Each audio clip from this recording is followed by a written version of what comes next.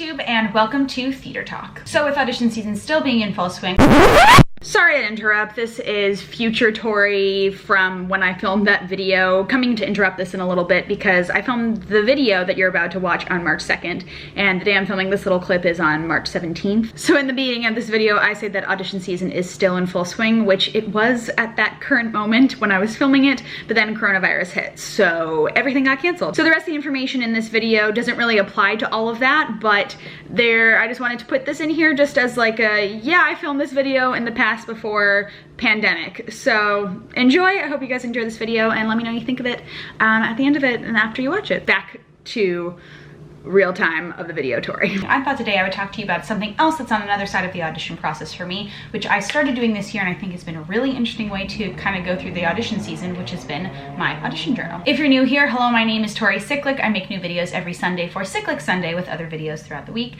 If you like what you see, like this video down below and subscribe while you're down there as well. You can also follow me on Twitter and Instagram in the description at tss6295. Now, let's get into the video. So on the day I'm filming this video, it is March 2nd and it is the beginning of a very, very crazy audition week.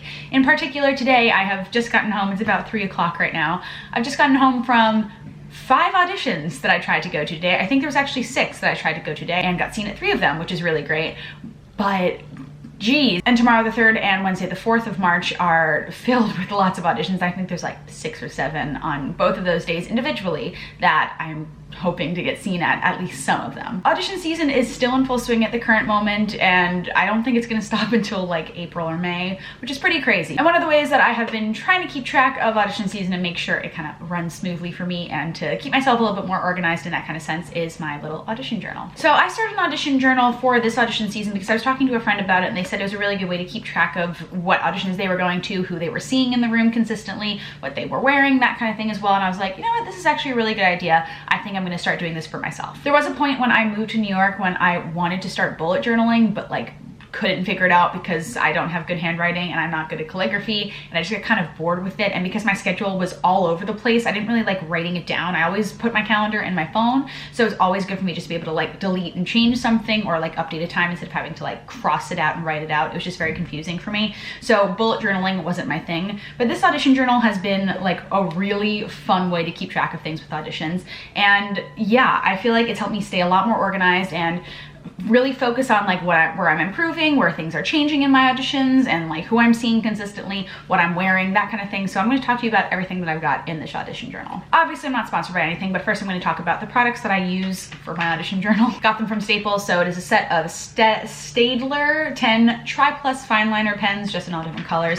And then this journal, you know, I don't really know the brand of it actually. It's one of those ones that they sell at Staples that look like this, and they have this little string here. You just open it up and it's lined paper here, which is really nice. And on the first page of my audition journal, obviously I've written my name and my phone number and my email so that people can know where to find me if I lose this thing at all. And then I have a key on the first actual page of this. So for this, I've been using my colored pens to kind of help organize this a little bit and help make it a bit easier to follow when I'm going through this audition journal and like trying to look back at auditions and see what happened with them. So I have different colored dots for callbacks, second callbacks, that kind of thing if I book the job, and if they're like seeing me, if they're not seeing me, if I dropped off my headshot for typing in and typing out, all that kind of stuff as well. And also at the top of this key I have the type of audition that it is, so I have specifically written down here: open dance, open singing, dance ECC, singing ECC, equity principal audition, appointment, invited call, and a self-tape. So I definitely added on to this as I was going through the audition season because I was getting self-tape requests and I had invited calls and appointments and things like that. So I added on from open dancing, open singing, and I have them written as ODOS,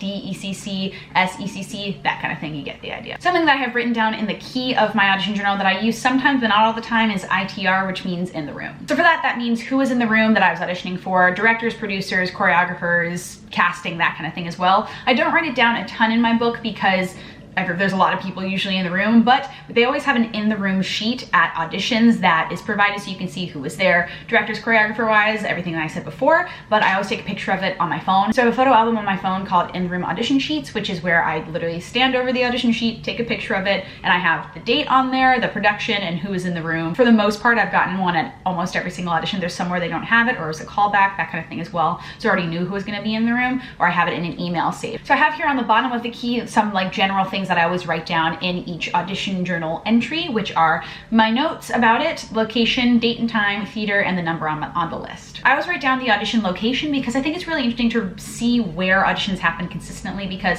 there are auditions that I'm going to that are for the same theater. So if they audition at the same location, I know, okay, they're probably going to be at either Actors Equity or at Pearl Studios or Ripley Greer, so I can kind of remember where it is when I go to the audition in the next time. But also it's good to remember for like certain dance calls, some of the floors in these buildings are not the most ideal to dance on, and then some of them are really, really great. So it's good for me to write down, okay, I was in Pearl Studios in this studio, and I remember that the floor was a bit slippery. So I was at the Growing Studio, and their studios are much better for me for singing than they are for dancing, because the floors are very slippery there, but the rooms are very like vibrant and loud for singing. But then you go to Ripley Greer, and some of those rooms are very dead vocally. So it's really interesting to write that stuff down and keep track. I also always try to write down the number that I was on the list, because with non-equity list, equity list, EMC list, that kind of thing as well, it can get a little bit confusing remembering where you were and why I didn't get seen for something, or why I got typed in or typed out, or if I got seen because I was the correct number on this list and they were only seeing up to number 50 and I was number 25. It's always good to keep track of that kind of thing and know, okay, for this theater they will only see up to this amount of people, or for this thing they type you out right away and they don't even need your name on the list. So it's always good to keep track of all of those kinds of things. I started this audition journal on August 5th of 2019, so it's been interesting to kind of see how the journal itself has evolved, as well as like how my auditions have evolved. But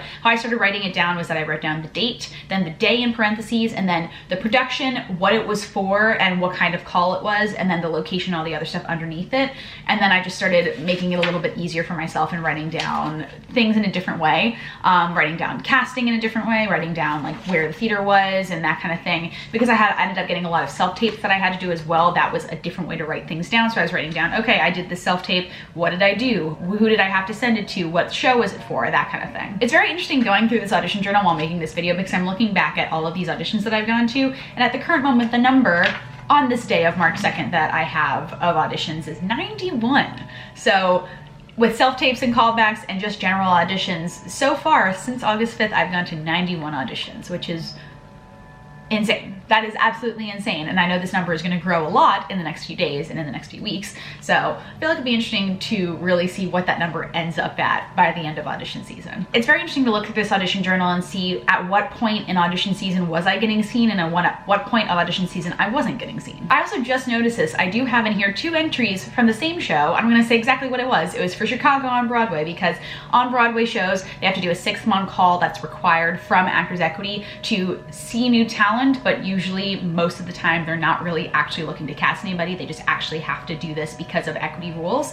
But first audition I have down is from Chicago on Broadway, from their dance call, and I did not get typed in for this, and I gave a different headshot than I did when I dropped it off on January 21st of 2020. At the call they had in January, they weren't seeing non-equity at all, so I just dropped off a different headshot, which I think makes me look a little bit older than the one that I had dropped off originally. So it's very interesting to see that kind of progress as well, and see that kind of difference in different auditions. Sorry, I'm getting distracted just flipping through this audition journal, looking back at everything that I have, because there's also some auditions that I forgot that I went to. So it's very fun to see this as well. It's really cool to look through this audition journal and think about auditions that I've been to in the past when I wasn't writing down my audition things in my audition journal, and compare them to how they're going now with like these same general calls and what calls I don't go to anymore, because there's some auditions that I started going to a lot when I first moved here, and then I decided, no, I'm not going to them anymore. So to remember that and be like, oh, I have those all on my calendar on my phone that I went to in 2017 and 2018, but now in 2019 and 2020, I don't go to them anymore, and I don't write them down anymore. I think it's really interesting to look through that and see like the progress of how I've decided what auditions I want to go to, and how I've decided who I am in the audition room and how I want to portray myself, and what kind of auditions I'm really choosing to go to, and really deciding, okay, where do I fit? How do I get into this audition? Something else that I've also really found helpful in writing down things in my audition journal is writing down the outfits that I wear for every audition. It's been really cool to see how my style for auditions has grown and changed throughout the however long it is now, 8 months now that I've been keeping this audition journal,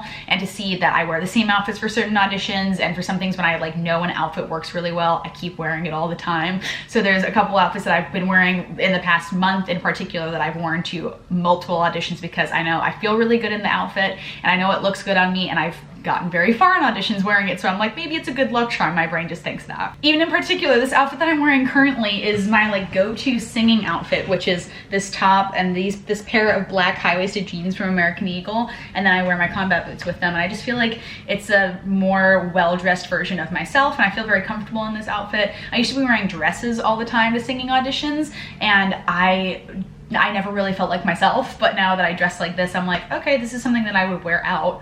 Why am I not dressing like that? And I have kept track of that in this audition journal. I have, oh, I wore this dress, oh, I wore that dress, and then in my brain I was like, I did not feel comfortable wearing that, and now I'm like, oh, I just feel like myself in the room because I'm showing off who I am in the room through a little bit of my personal style. This is something that I really enjoy doing because it's also a really good way to decompress after auditions and really think about what happened in the room. And yeah, it can be a lot mentally to be going over every single little detail of what happened in an audition, but I feel like it's really helpful, especially because I'm growing into myself in a new way in auditions, to really be analyzing how I felt in the room, how I thought they received me, how I felt like I danced, sang, acted, that kind of thing, and really write down as many details as I possibly can to get all of that information out instead of just being like, yeah, I thought it went well, I don't really remember what happened in the audition. I have physical evidence of what happened in these auditions, and if I got typed in, if I got typed out, if I got seen, even if my headshot got kept, that kind of thing. It's really good to keep track of it for myself now and how I'm growing in auditions as a 24-year-old, and then compare it to like when I'm 30 or when I'm